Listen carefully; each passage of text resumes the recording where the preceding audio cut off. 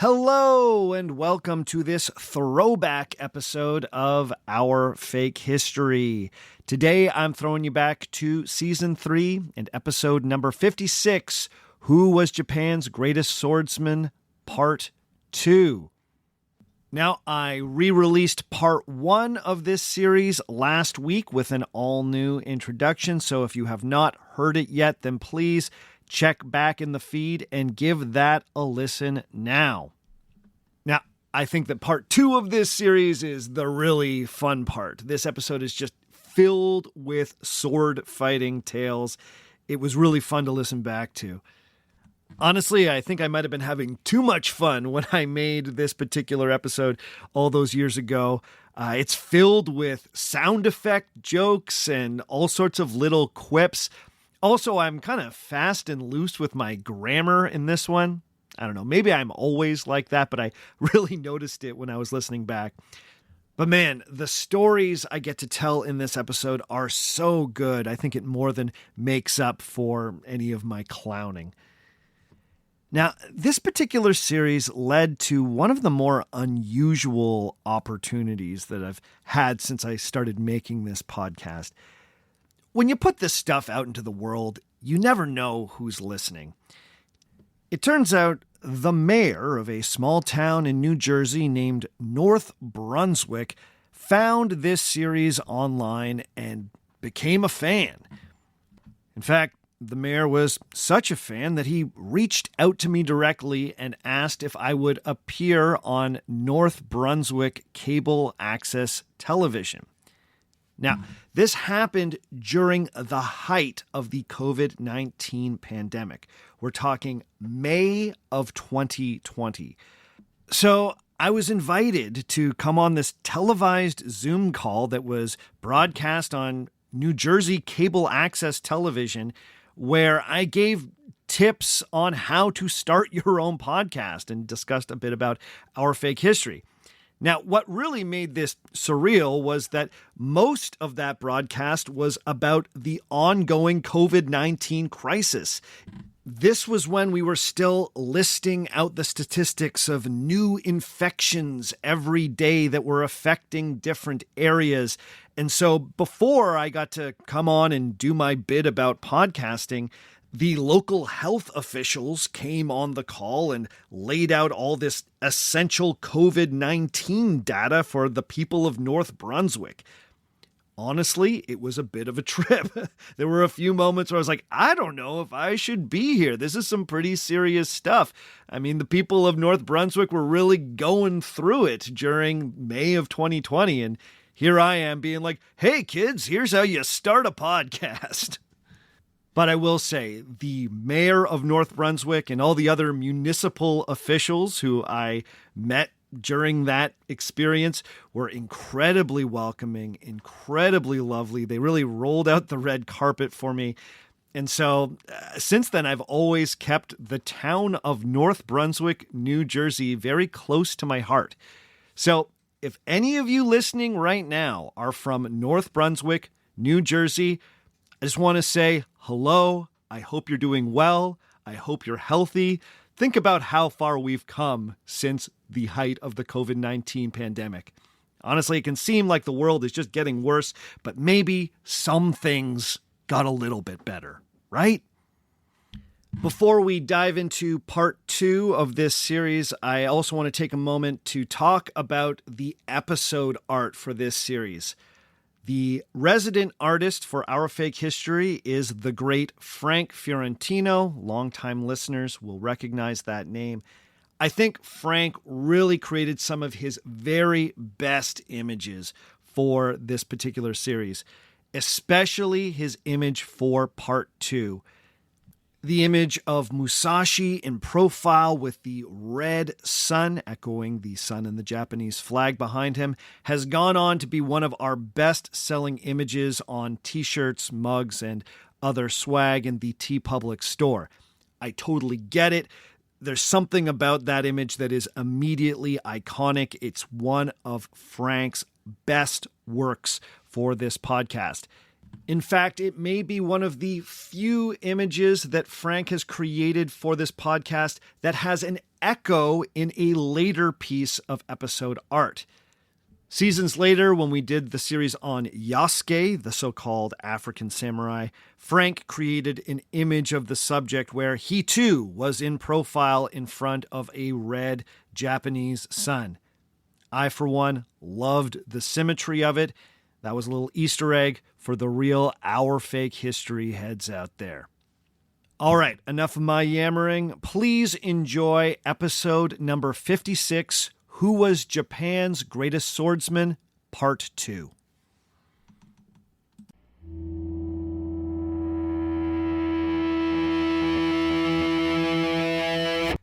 There's a story that once in Japan there lived a man named Sukahara Bokuden, who dedicated his entire life to studying the art of the sword.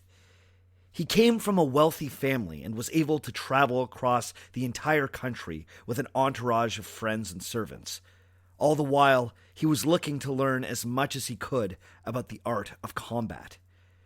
But the more he traveled and the more he learned, the more he came to realize that his great riches could not make him a better warrior. If anything, his lavish entourage and fancy clothes were impeding him. So, he simplified. He went and prayed at the Kashima shrine, and sure enough, he was blessed with a vision. The god of swords and thunder, Takamikazuchi no Kami, appeared to him and demonstrated in what must have been a terrifying display, a brand new style of fencing. Bokuden named it the Kashima style, in honor of the shrine where he had had this holy vision. But sometimes he liked to say that his style was really called winning without hands. Bokuden would establish a brand new martial arts school where he would teach this unique style of fighting. After a few years, he gained a reputation for being one of Japan's greatest masters. But this did not stop local ruffians from turning up and challenging him to duels. On one particular occasion, a local tough came to his school and demanded to know what Bokuden called his newly developed sword fighting style. Bokuden replied that he called it the, quote, no sword style. The ruffian rudely laughed in his face and said, "Ha! You could never beat me using no sword. I challenge you, old man." "Very well," said Bokuden, "but if we're going to fight, then let's head to a nearby island. That way we won't disturb anyone with our battle."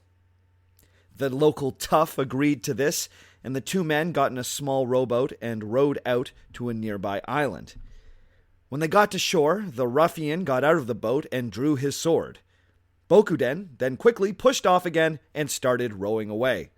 Once he was out of reach of his opponent, he yelled back, "You have just been defeated by the no-sword style." Bokuden rowed back to town, and his opponent was left to die alone on the island. After years of teaching, Bokuden eventually retired to a temple in the mountains where he hoped to meditate and live out his final days in peace. One day, while boiling some noodles, he was interrupted by none other than Miyamoto Musashi himself. Musashi had climbed the mountain specifically to test himself against the old master, and here he was, cooking. Musashi drew both of his swords and attacked Bokuden using his now legendary two-sworded technique. But the old man was still a master in his own right. Grabbing the lid off of the pot he was using to cook his noodles, Bokuden parried Musashi's every attack. The samurai kept coming, but Bokuden managed to block every blow with his trusty pot lid. This went on until Musashi exhausted himself. He eventually surrendered to the old master, bowing before him as truly the greatest fencer in all of Japan. It was the one and only time that the great Miyamoto Musashi ever lost a duel. Except, of course, for the fact that it never actually happened. Despite the fact that the pot-lid duel has been immortalized in Japanese folk tales and on traditional prints from the era, there's actually no way this fight could have ever taken place. You see, Sukahara Bokuden died at least 13 years before Miyamoto Musashi was ever born. An adult Musashi barging in on a cooking Bokuden is straight up impossible. However, this kind of impossible story is par for the course when it comes to the legends of Japan's greatest swordsman. Accurate chronology simply doesn't matter when you could tell a great story about two of your country's finest fencers going head to head.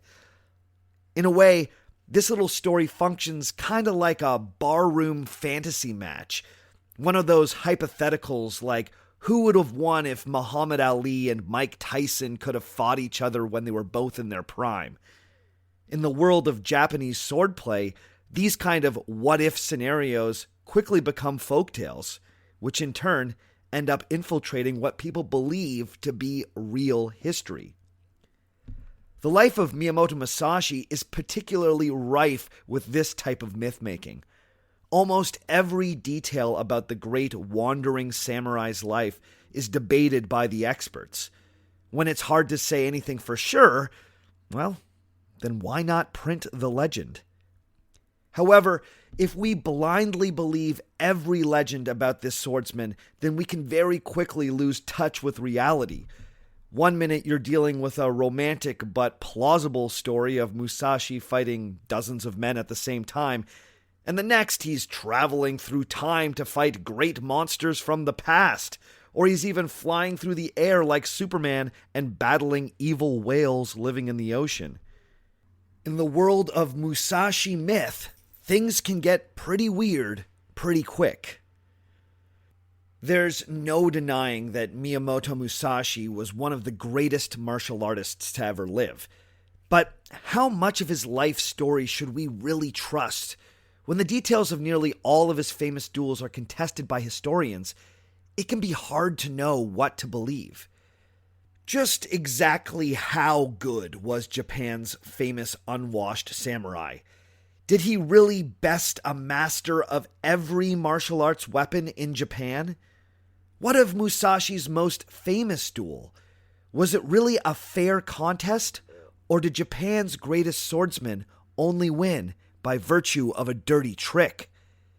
And is it true that the guy actually died standing up? All that and more on today's Our Fake History.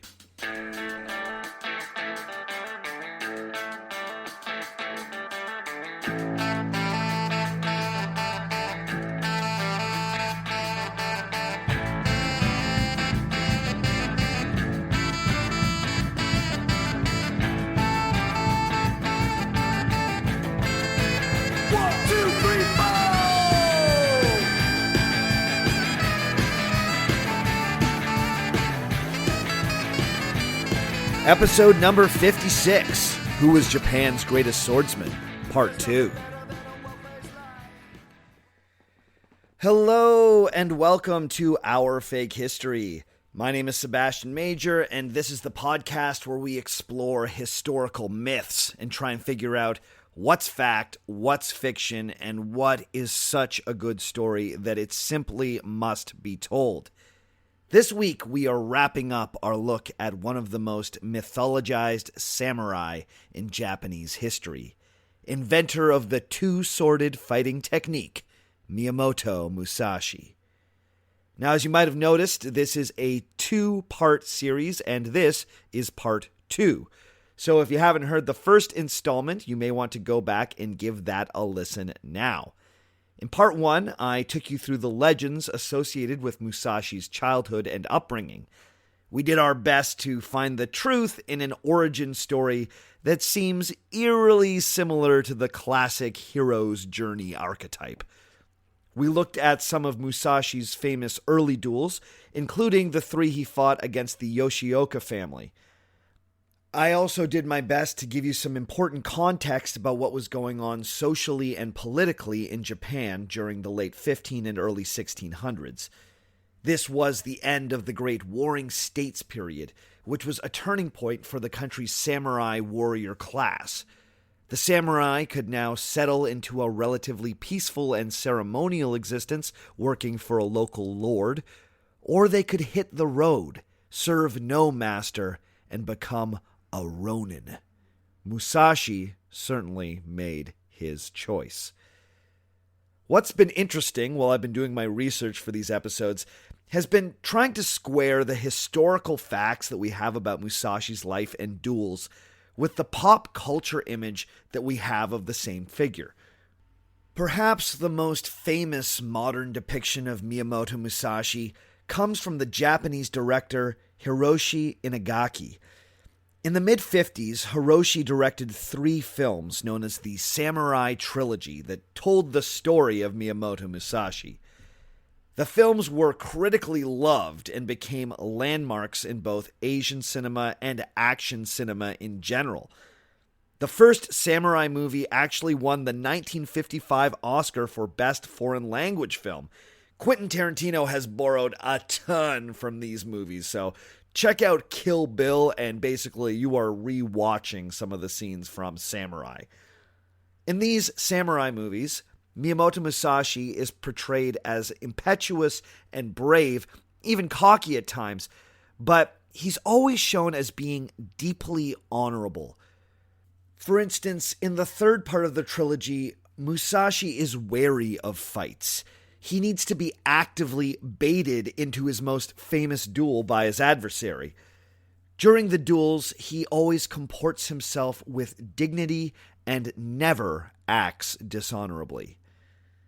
Now, I watched these movies after having read about Musashi, and honestly, the samurai in those films didn't seem like the person who was described in the documents I was reading. What strikes the modern reader about the historical Musashi was how little he was concerned with ceremony, appearances, or honor. He was interested in winning. In almost every one of his famous duels, he shows up late, catches his opponent off guard, and then murders him with one swift blow to the head. Miyamoto Musashi duels are not the ballet-like dances we often get in martial arts films. He usually just runs in and bludgeons his opponent with a heavy stick before beating a hasty retreat. This is hardly our stereotypical idea of the sublime art of the samurai sword. In his early days, Musashi is a pretty amoral character who's willing to do anything for the win. By modern standards, or even by later Japanese standards, Musashi's behavior doesn't seem to be particularly admirable. I mean, remember that time he chopped the 13-year-old's head off? Yeah, me too. However, some have argued that to understand Musashi's morality, you need to understand the violent world that he lived in. During the Sengoku era, warfare was nearly constant. Just because one was not in the setting of a formal battle or a formal duel didn't mean that the war was not still being fought. In this context, gaining an advantage or defeating an opponent was always justifiable, even if it meant forgoing ceremony. Or at least, so say a handful of experts. You can understand why someone might not stand on ceremony if they felt like they were constantly in a life or death struggle.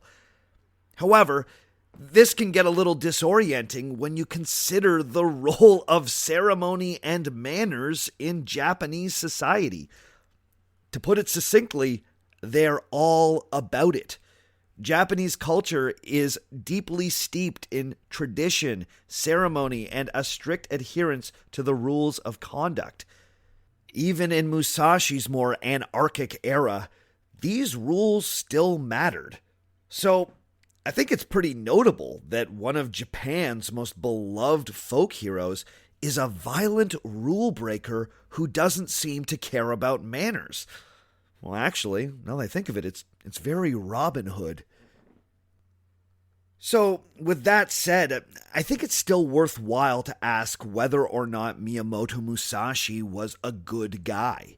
Terms like the quote-unquote great Miyamoto Musashi roll off the tongue so easily. But we should ask, how great was this guy really? Perhaps after a closer examination of his life, we'll have a better sense of who this scruffy samurai truly was. So let's dive back into the life of Miyamoto Musashi and see what we can find out.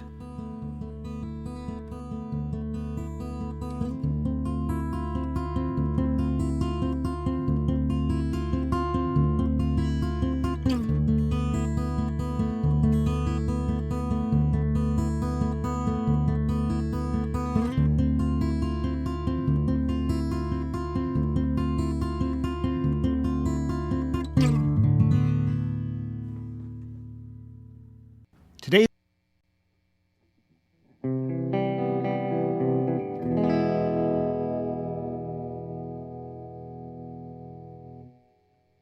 when we last left Miyamoto Musashi, he had just defeated the men of the Yoshioka clan in 3 consecutive duels. Or maybe it was only one duel. It all depends on which source you believe. What is clear is that after those victories, Musashi's dueling years really began in earnest. It was during this 10-year period between the ages of 20 and 30 that Musashi really made a name for himself as Japan's most deadly fencer. In his famous strategy guide, The Book of Five Rings, Musashi would claim that in these years he fought over 60 duels and never lost once. Now, unfortunately, we don't know much about most of these duels. Some sources provide the occasional name of a notable opponent or a mention that Musashi killed or maimed a certain person while on his warrior's journey. But we only really have detailed accounts of a handful of these fights. These more detailed anecdotes are usually pretty colorful, but they also tend to be fraught with contradictions and inconsistencies. Take, for instance, the story of when Musashi first developed his famous two-sworded fencing technique. In the last episode, I told you that Musashi first used his famous double-sworded style while fighting dozens of Yoshioka henchmen as he escaped from Kyoto. Well, it turns out there is a competing anecdote out there for how Musashi developed this technique. The story goes that while Musashi was wandering Japan, he came upon a small peasant village where he was greeted and hosted by the mayor. A wandering samurai of Musashi's distinction needed to be treated with respect, after all. After talking with the mayor, Musashi learned that the village had come into conflict with one of its neighbors. A dispute had broken out after a river had been diverted to water some rice paddies. Well, the other village was outraged over this, and they were now coming to attack the town where Musashi was staying. The mayor told Musashi that even now, as they spoke, there was a small group of peasants standing guard outside of their village, waiting for their angry neighbors. Musashi heard this and said, "Look, you need a defender, and I need food and a place to sleep. I will be your champion as long as you put me up. Call off your guards. I'll take it from here." The mayor agreed and told his guards to head back to their homes. This helpful samurai was going to be taking care of things from here. Not long after taking his post just outside the village, a rabble of angry peasants armed with farming tools came marching towards Miyamoto Musashi. Seeing the lone samurai guarding the village, 20 or so villagers began to charge at him. Musashi, armed with only a wooden sword and a long wooden stick, managed to fight off this entire peasant gang. We're told that, contrary to the Yoshioka story, it was during this fight with some 24 peasants that Miyamoto Musashi learned that he could parry attacks with the stick while attacking with his wooden sword. and voila, the two-sworded technique was born. So, is this the true story of how Musashi developed his signature style? Well, there's really no way to know. All we can say is that there are competing traditions. Most martial arts experts, including the historian Kenji Tokitsu, think that both stories are fake history. In Tokitsu's opinion, the two-sworded technique is a logical evolution of Musashi's father's fighting style. Any fancy origin story is pure myth, in his opinion. Nevertheless, the story of Musashi easily defeating a village full of peasants gives you a taste of what the traveling Musashi stories are like.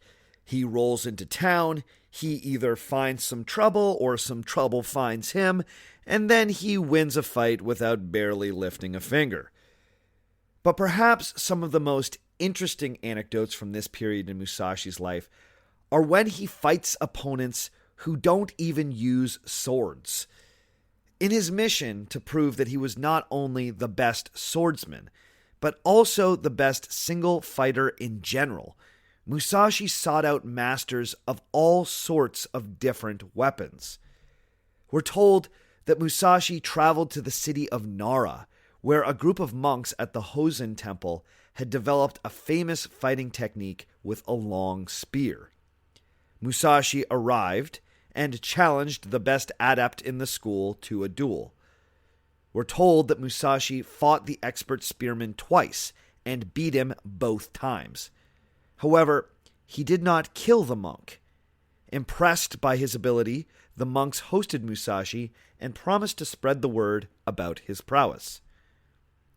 We're also told that around the same time, Musashi faced off against a man who the sources only call Shishido. Shishido was the master of a unique weapon called a kusari gama.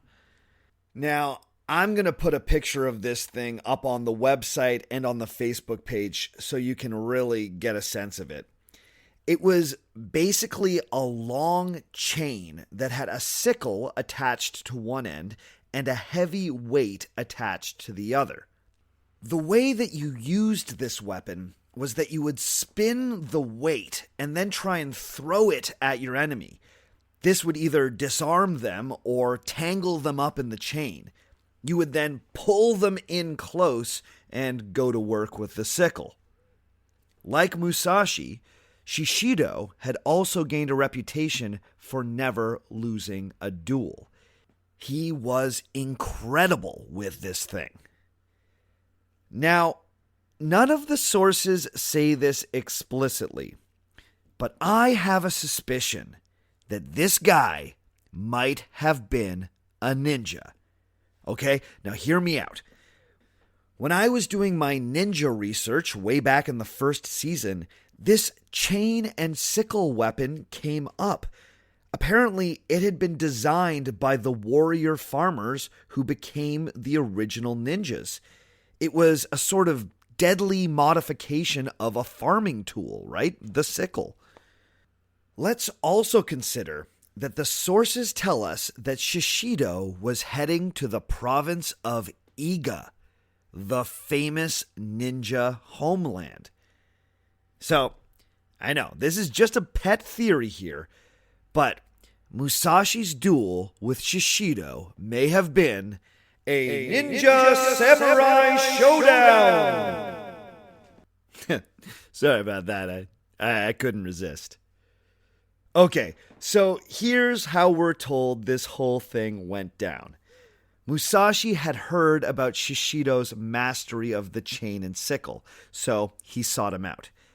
Shishido knew of Musashi's deadly reputation, but trusting in his own prowess as a fighter, he agreed to the duel. The two men met on an isolated road just outside of Iga. We're told that Shishido started the duel by spinning the weight at the end of his chain, but Musashi countered with an unusual guard stance. He had both swords drawn, but this time he had his short sword over his head, and he started spinning it at the same speed that Shoshido was spinning his weight. This freaked Shishido right out, and the warrior started backing up from Musashi. Seeing his chance, Musashi then threw his short sword at Shishido and struck him in the chest. This stunned Shishido, who lost his rhythm with his spinning chain. Musashi then moved in fast with his longsword, and with one mighty slash, he cut down his opponent. If this truly had been a contest between ninja and samurai, then the score stood firmly at Samurai 1, Ninja nothing. This ability to use his two-sworded style against opponents fighting with a variety of weapons only served to enhance Musashi's reputation. As he would later confirm when he wrote the Book of Five Rings, he was more than a swordsman. He was a strategist first and foremost. After this famous duel, Musashi would travel to the shogun's new capital of Edo. You might know it today as Tokyo. At this time, Edo was filled with samurai looking for employment and a chance to show off their prowess as warriors. There, Musashi found a nearly endless supply of skilled samurai with whom he could test his skills. We're told that in Edo, one of three things would happen to all of Musashi's opponents. Option 1. They would be defeated but would surrender before they were killed. They would then be so shaken by the experience that they would humbly ask Musashi to give them advice. Then, they would use this advice to found a brand new school of martial arts. So, apparently, in Japan, there are a bunch of martial arts schools whose founding legend has to do with a defeat at the hands of Miyamoto Musashi.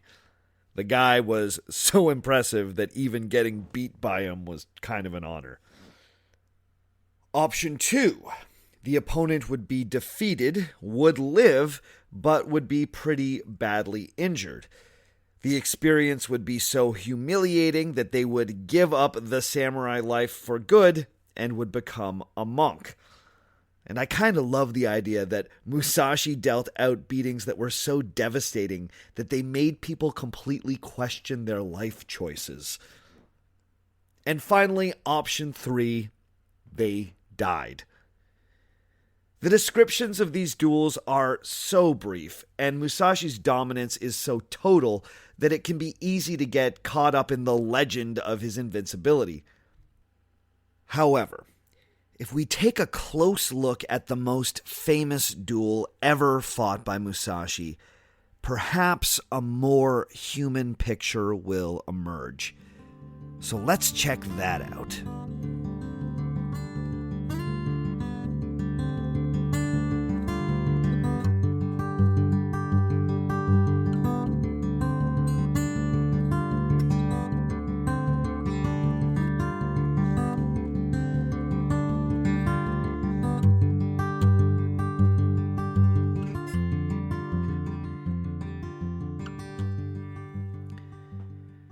The duel that has become most central to the myth of Miyamoto Musashi was his fight with Sasaki Kojiro. This duel was the pinnacle of Musashi's fighting career and signaled an important turning point in his life. His opponent was easily the most formidable of anyone he'd ever met in battle. However, like Musashi himself, Kojiro's life is also shrouded in legend. One source tells us that Sasaki Kojiro was trained by one of the most famous adepts of the short sword from the Sengoku period. This was a man named Toda Seigen. The story goes that Kojiro was the sparring partner of this great master. Apparently, this particular short sword master liked sparring with an opponent who used a long sword. Something about it was good for the training. This meant that Kojiro learned how to be particularly nimble with a long blade. He basically had to learn how to use his long sword with the quickness and versatility with which one would wield a shorter and lighter weapon. Just to make the story all that much more romantic, there's the fact that Toda Sengen was going blind during this time in his life. Some have speculated that his unique short sword technique was created to compensate for his bad eyesight. So, if we go with the legend, then Miyamoto Musashi's greatest opponent had been trained by a blind master. It's almost too perfect. Well, it turns out that it is a little too perfect. Right off the top here, there are a number of contradictions in the record. For instance, the same source that tells us that Kojiro was trained by the great blind master Toda Sengen also tells us that he was 18 years old at the time of his duel with Musashi. If this age is correct, then the timeline on all of this really does not add up. You see, Toda Sengen died sometime in the early 1590s. The duel with Musashi happened in 1612. This means that if Kojiro was 18 at the time of the duel, he would have been far too young to have ever trained with the old master. So, either he was never trained by Sengen, or he was much older than 18 at the time of the duel. Some have speculated that Kojiro may have been old as 50 when he fought Musashi. When you look at the details of his life, it does seem to make sense that he was at least middle-aged when the duel went down.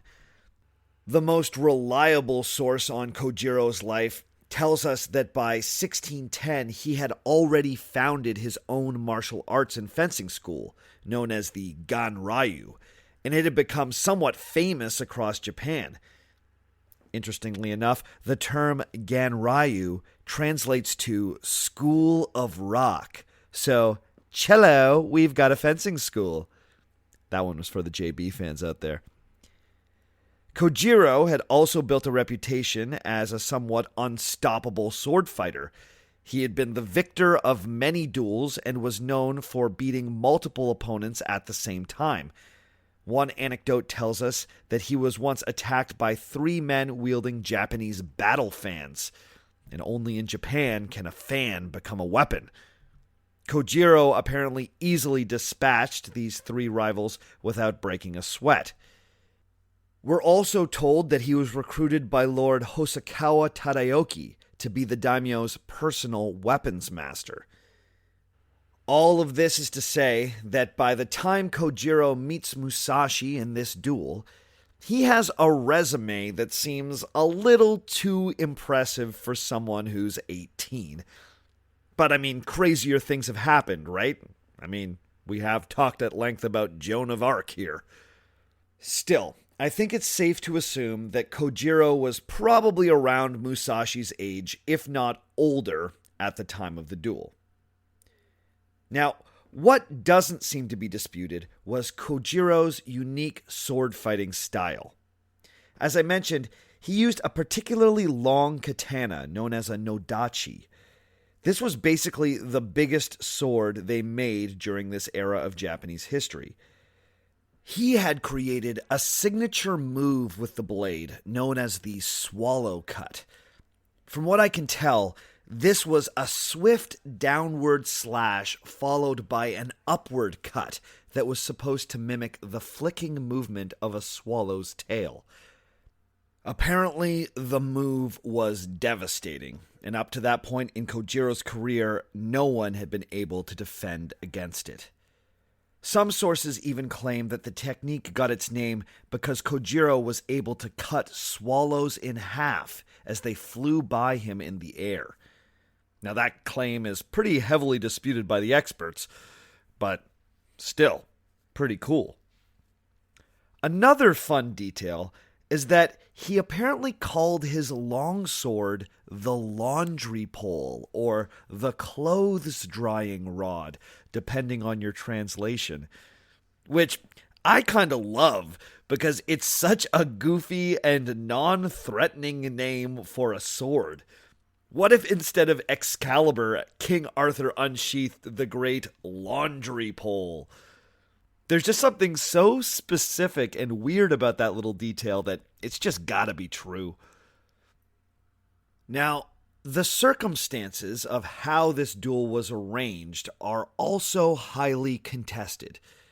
In some versions of the story, it's Kojiro who sought out Musashi. That's certainly the way that it's been portrayed in fiction. In the trilogy of samurai films that I mentioned earlier, Kojiro is portrayed as arrogant and jealous of Musashi's great skill. He goes out of his way to track down Musashi, kill a number of samurai who are friendly with him, and bait the swordsman into a fight. The truth, on the other hand, might be something quite different. The best-known source on this duel tells us that it was actually Musashi who sought out Kojiro. This source tells us that Musashi had heard of Kojiro's prowess with the blade and wished to test himself against him. Knowing that Kojiro was connected with Lord Hosokawa, he used an intermediary to formally petition the Lord to give his blessing for a duel between the two men.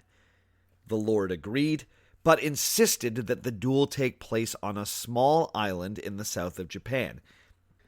At the time, this little island was known as Mukojima. However, these days it's better known as Ganryujima, in memory of Sasaki Kojiro. Remember, he founded the Ganryu School, so it's now the Ganryu Island. Anyway, after Lord Hosokawa gave his assent, Kojiro agreed and a time and date were set for the contest. The two men also agreed that this would be a duel to the death.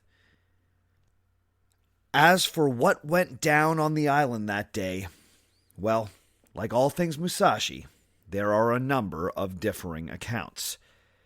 So let's start with the best-known version of events. This is the version that appears in the source known as the Nitenki. It was the main source that later Japanese fiction writers used when writing Musashi novels. So let's just call it the quote-unquote legendary source. So according to the legendary source, the two men agreed that they would duel at 8 a.m. on the island of Mukojima. All onlookers had been forbidden from the island by Lord Hosokawa. It would just be the two men, the servants that brought them there, and a referee. Remember, Kojiro had a whole school full of students who would have been eager to defend their master if things started to go bad for him. It was agreed that Kojiro would take one of Lord Hosokawa's boats to the island, and Musashi would take a boat provided by a man named Okanaga, who had been his intermediary with the Lord during this entire process. However, the night before the duel, Musashi suddenly went missing.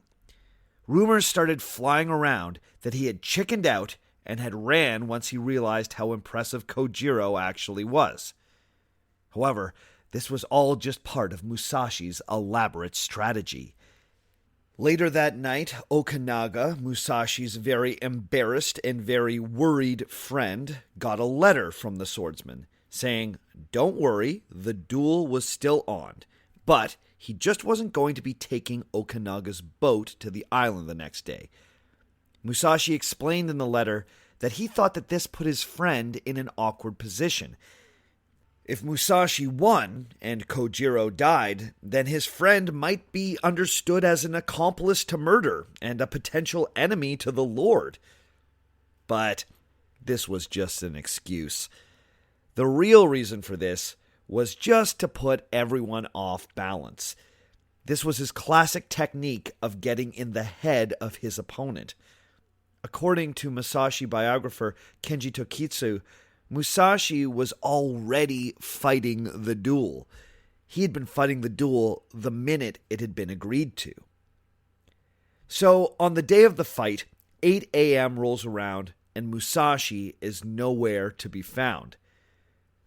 A messenger was sent to the house where he was staying, and it turns out the guy was still in bed. He then leisurely pulled himself out of his bunk and asked his hosts if they had an extra oar for a rowboat kicking around. They said yes, and they gave it to Musashi. Musashi then sat down and set about carving the oar into a large wooden sword that he was going to use for the duel.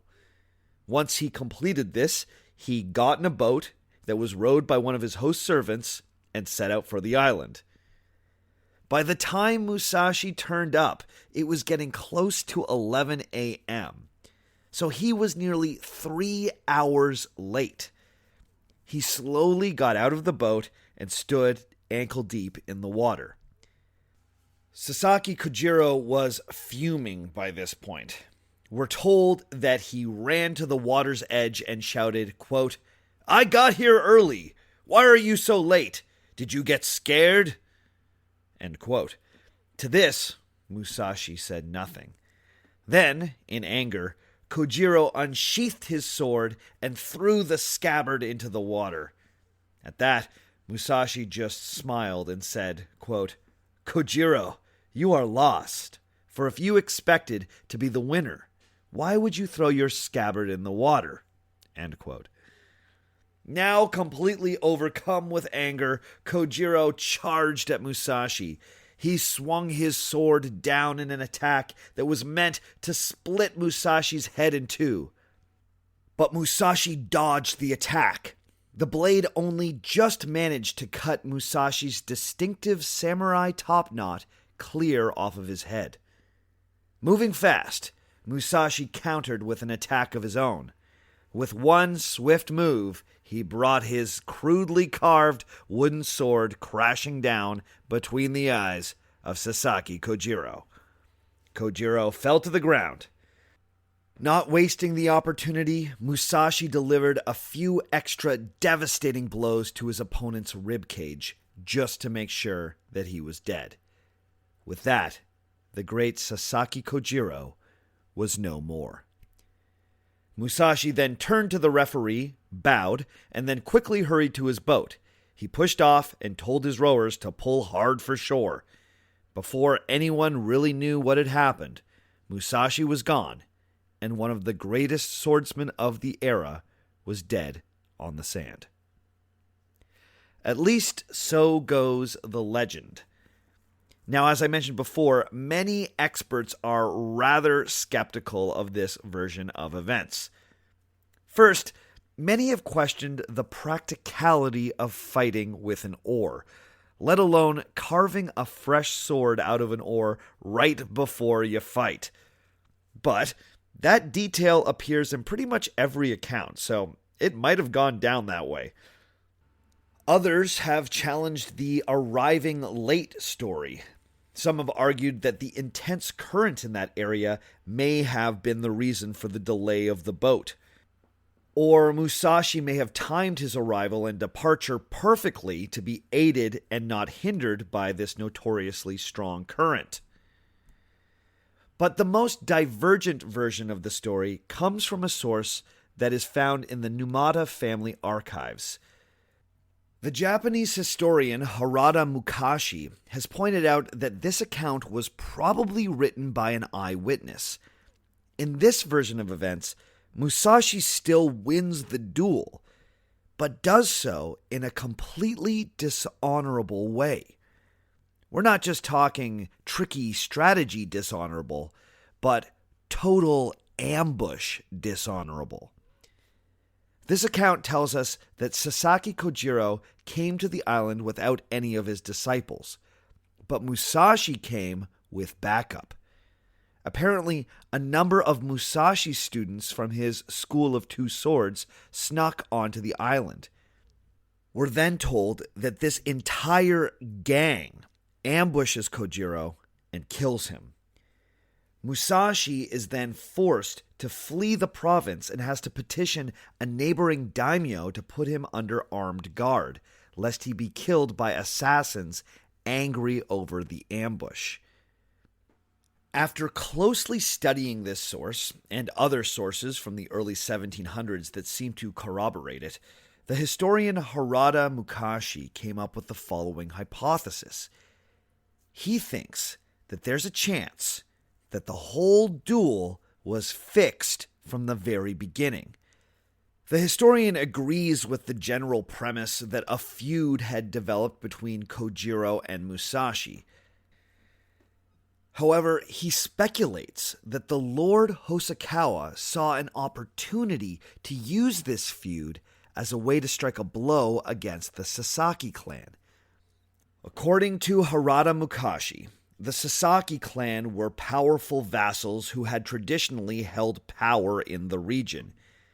Governing the Sasaki had been a unique challenge for Lord Hosokawa, since he had been given power over that region after the Battle of Sekigahara. Remember, that was the big epoch-ending battle that we talked about in the last episode. The theory goes that Hosokawa set up the duel and then stacked the deck against Sasaki Kojiro by allowing Musashi to bring backup. With Kojiro dead, the Sasaki would be weakened, and Hosokawa could claim that he had nothing to do with it. Conspiracy! The historian Harada Mukashi goes on to point out that the island where this battle was fought is now named after Sasaki Kojiro and his Ganryu school, not Miyamoto Musashi. If this was the site of such a great victory for Musashi, then why not name the island after him? Well, Mukashi suggests that the locals knew that it wasn't a fair fight, and so they named the island after the one honorable combatant. Finally, this duel also plays an important role in the story of Miyamoto Musashi as a Buddhist saint. The story goes that in the moment that he killed Sasaki Kojiro, he experienced something known as Satori. In the Buddhist religion, this is sort of step one on the path towards complete enlightenment. We're told that when Musashi realized that he had killed such a great artist with the blade, he began to reevaluate his violent ways. From then on in, he refused to fight another duel to the death.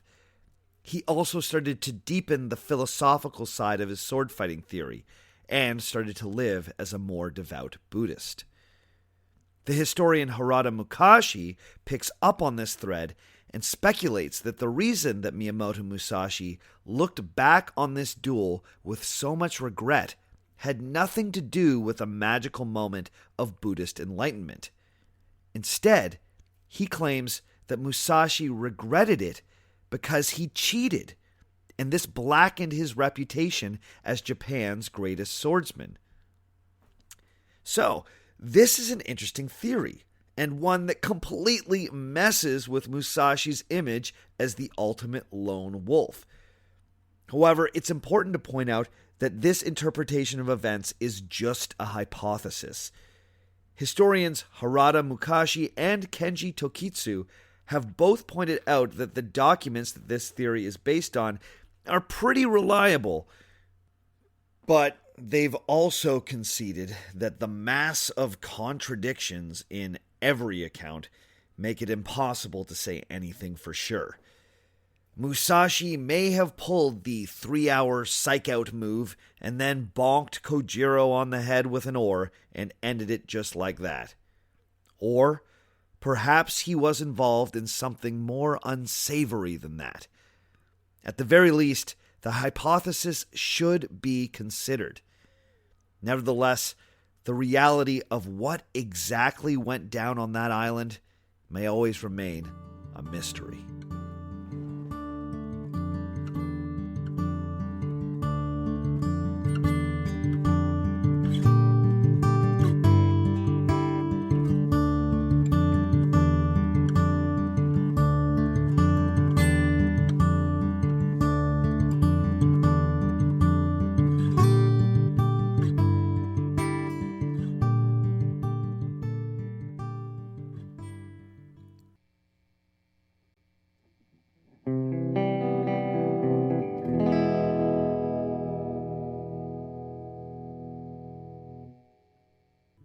After Musashi's duel with Sasaki Kojiro, his story certainly does not end, but it does become less fantastic.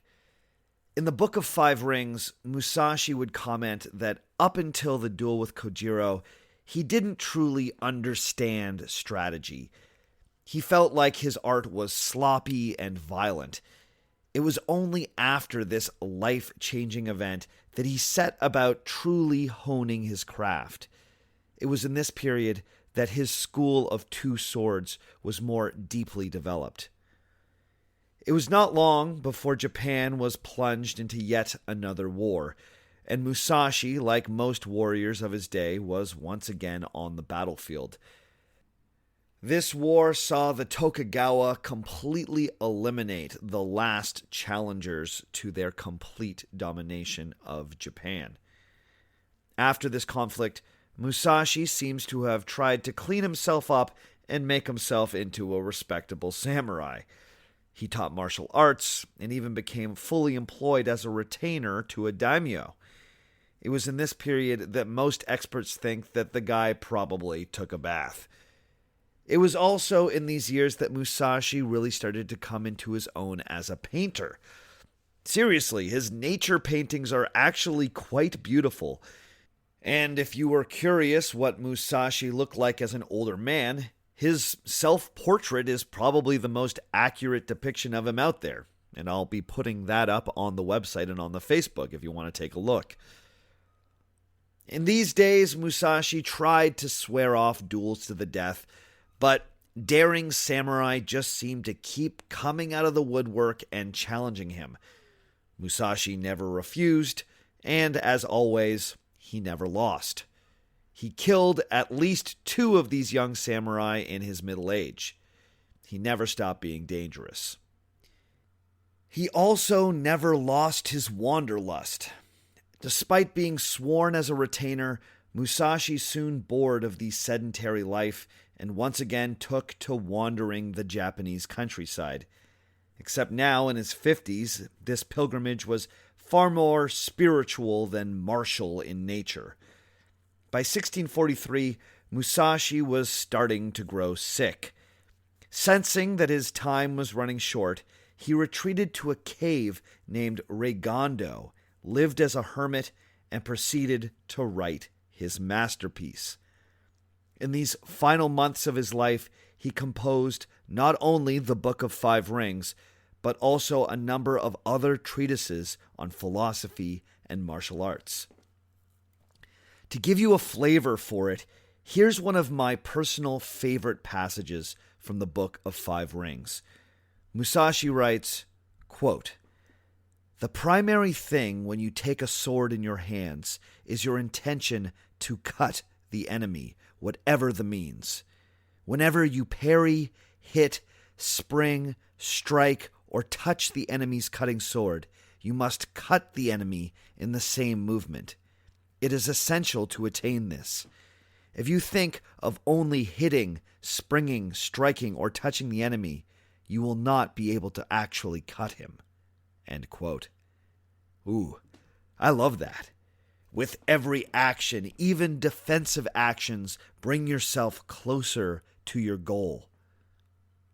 But I also find myself drawn to moments where Musashi gets away from swordplay and examines the nature of the mind in general, like when he says, quote, "The important thing is to polish wisdom and the mind in great detail. If you sharpen wisdom, you will understand what is just and unjust in society, and also the good and the evil of this world. Then you will come to know all kinds of arts, and you will tread different ways. In this manner, no one in this world will succeed in deceiving you. It is after this stage that you will arrive at the wisdom of strategy." End quote. Oh man, that's the good stuff. Sharpen the mind and no one will deceive you. That should be the new tagline for this show. Now, not long after the completion of these works, Musashi became so sick that he had to leave his home in the caves. He gave his works to his most trusted disciple and took to bed. But of course, Miyamoto Musashi wasn't about to die lying down. His legend simply would not abide such a humble end. No, we're told that in his final moments, Musashi was helped to his feet. He dressed himself in a silk kimono, put on his belt, and fastened his sword to it. Then he took a knee, holding his sword in one hand and a cane in the other. He apparently died holding this badass pose. The guy wanted to go out with his hand on his sword, and that was exactly what he did. Now, there are a million reasons to doubt this story. Historians have found letters from Musashi's contemporaries that tell us that Musashi spent his last days sick in bed. There's also the fact that it might be impossible to die while successfully holding the take a knee pose. In the end, Musashi may not have been the paradigm of honor and samurai virtue that he's sometimes portrayed as. His exploits were certainly exaggerated, and his most famous victory may very well have been a dishonorable ambush. Nonetheless, if even some of what is written about Musashi is true, he must have been a truly incredible warrior. Perhaps even more importantly, the wisdom contained in his writing is timeless. So even though Musashi may not have been a perfect hero or even a particularly admirable man, I still can't help but want to believe that the guy died with a sword in his hand and his head in the air, like a boss. Okay, that's all for this week. Thanks again for listening. Join us again in 2 weeks' time when we will explore yet another historical myth. And yes, it will be 2 weeks. This year, I'm not going to be taking the holidays off. The release schedule has fallen in such a way that, sure enough, we will be able to get one out in 2 weeks, so look forward to that. Before we go this week, I'd like to give a special shout out to Craig Harris, Eric Simon, Justin Harvey, John Rimmer, Christina Doling, Kenneth Bergeron, and Michael Mates. And Michael, that shout out is coming care of your lovely Kellyanne. So you two, I hope you two make it, all right? All right, so those people are all supporting at the $5 or more level on Patreon, which of course makes them beautiful human beings. If you would also like to be a beautiful human being, consider supporting the show on Patreon. Go to patreon.com/ourfakehistory and look at the different levels of support and the different extras that you get there. If you do not want to support on a monthly basis, you can go to ourfakehistory.com and make a one-time donation, or you can buy the extra episodes also through the website. In the meantime, if you want to reach out and get in touch with me, you can always send me an email at ourfakehistory@gmail.com. You can hit me up on Twitter at ourfakehistory, or you can join us on Facebook. Go to facebook.com/ourfakehistory and like the page. Check out all the stuff I'm posting up there.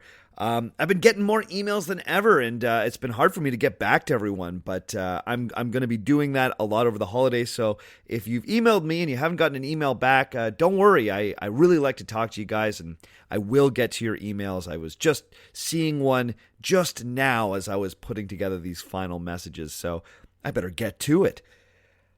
As always, the theme music for the show comes to us from Dirty Church.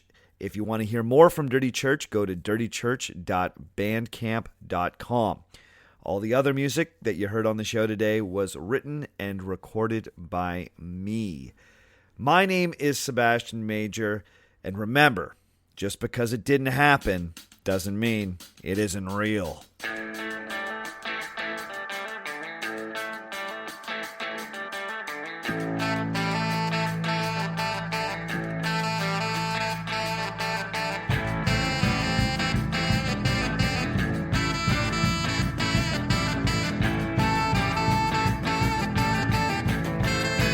One.